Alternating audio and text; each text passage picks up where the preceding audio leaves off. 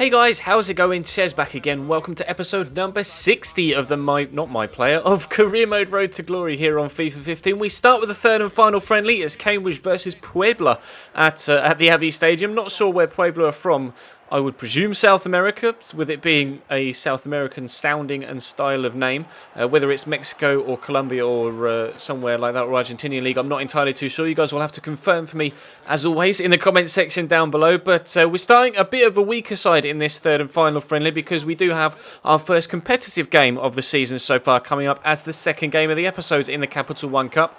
But we tried to create some chances. As you can see, I've got my 57 rated goalkeeper in there, really young youth player, and makes a couple of good saves there. Can't really complain. Perhaps he could have held on to the second one, but at least he's pushing it away from away from goal to safety, rather than straight to the feet of an attacker. Unfortunately, Panilla can't quite find the bottom corner as he cuts inside onto his left foot. Then in the second half, we were going to continue our offensive dominance. They didn't really have too many chances in this one, Puebla, despite the fact we were playing a weaker side. And Riku Ring's going to go on a nice little run before threading through Robbie Simpson. Just decides to have a crack from distance, and he's extremely unlucky as that comes back down off the top of the bar, and unfortunately we stay at 0-0. Was trying to get a couple of goals in this one if possible, though, just to make sure we can keep the score sheets ticking over. We have been scoring quite a few goals in pre-season so far, 3-0 and a 2-0 win, I believe, in the other two pre-season games, although again memory might fail me and I might be completely wrong, but I think it was. And Arce is in behind here.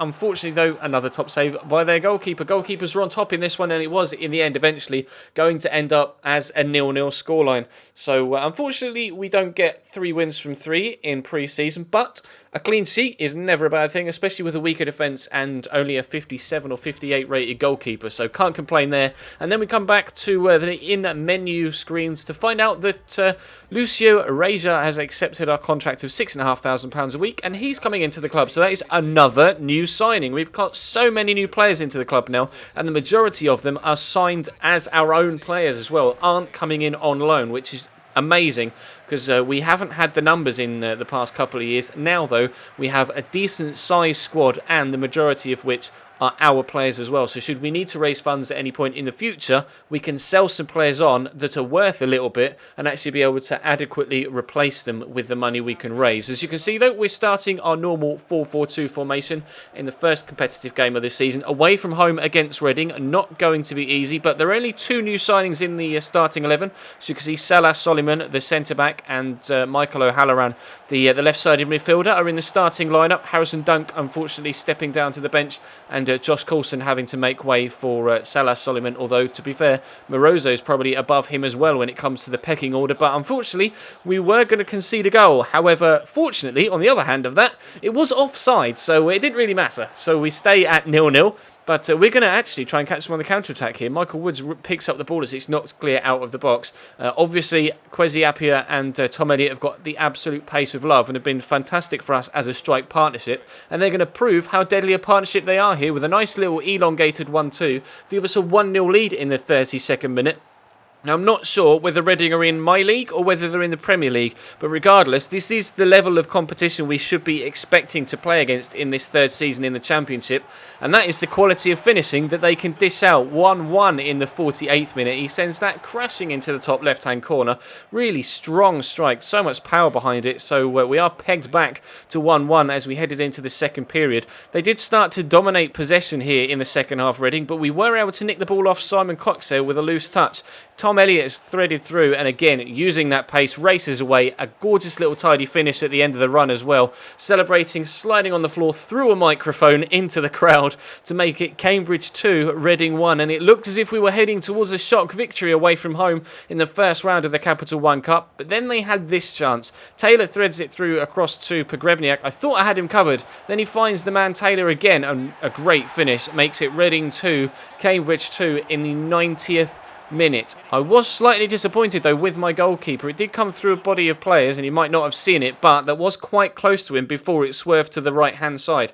So unfortunately we draw 2-2 after 90 minutes, but with it being the Capital One Cup, that means extra time. So we're I made a couple of changes. I can't quite remember who I brought on. I think I brought on Panilla on the far side and moved Jenkins Chikawi. No, it was Jordan Graham I brought on the right-hand side. Moved Jenkins Chikawi into a central position and brought on an extra winger out wide. And then I think I made a change at the back as well, bringing on Greg Taylor for Ivan Santalan. They scored another spectacular header there. Both of their headed goals were both incredible, and both were not allowed to stand. I couldn't believe it. My luck in this game so far has been absolutely incredible. That was how things then ended after 120 minutes.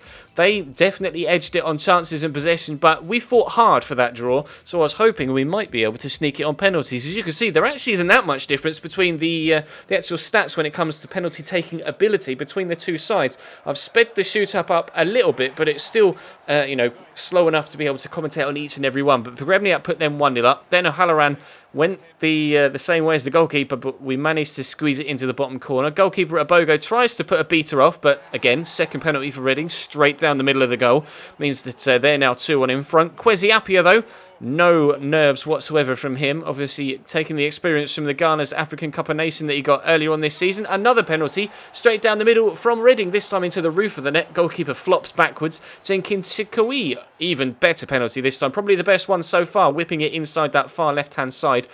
McCleary steps up. They go down the middle again for a fourth time. I thought to myself, surely they can't go down the middle for all of them. Tom Elliott then steps up, and that grazes the post on its way past the wrong side. So Shibola has the chance to win it for Reading, and the one time they don't go down the middle is the one time it's the winning penalty.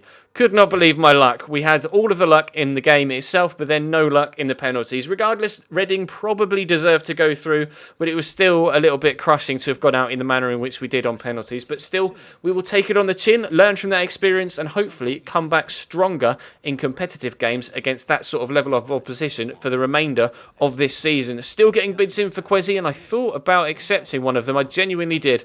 But I think it's probably best that we try and move on the players that we're trying to move on already at the minute before we bring in some new players.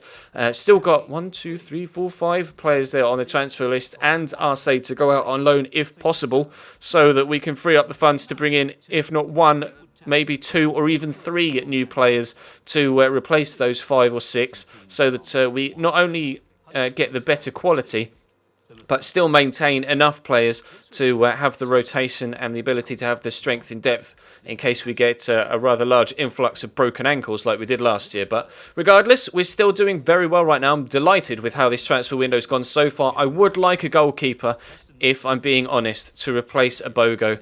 But we'll have to wait and see if we can move some players on between now and the end of the transfer window. As you can see, we've still got 2 weeks or 2.5 weeks left. But the next game in the next episode will be against Leeds, followed up by the game against Charlton. And then we'll probably go all the way up to the QPR game, transfer window-wise, to try and make sure we can bring in the players we want to. So you can see QPR. No, I was just... That is actually how the... Is it PQR? I'm actually failing on my alphabet right now, but I don't think we're... No... ABC. Oh my god, I'm actually going to... LMNOPQR. Yeah. I'm getting struggled because QPR is the wrong way around. It's PQR, isn't it? I'm completely failing, but I'm trying to think of where Reading would be, so we can't see if Reading are in our league or not. Oh, that was such a fail. Such an absolute fail. I apologise, but that is going to bring this episode to a close.